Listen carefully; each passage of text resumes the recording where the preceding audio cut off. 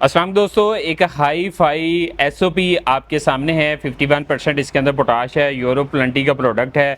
Quality potash और sulphur वाली खाद है जी।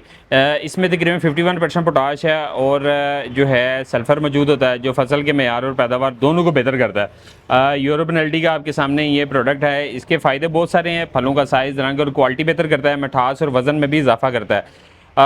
किसान भाइयों, यूरो पेनल्टी का ये 25 किलो का बैग है और 25 केजी इसकी पैकिंग है और इसको आप इस्तेमाल कर सकते हैं। कुछ जो है काश्तकार भाई वो तैयारी में इसको 25 किलो इस्तेमाल कर रहे हैं। कुछ जो है गोब पर 25 किलो इस्तेमाल कर रहे हैं। कुछ आधा बैग शुरू में इस्तेमाल कर रहे हैं, आधा गोब में इस्तेमाल कर रहे हैं। और तो ज़बरदस्त प्रोडक्ट है जी।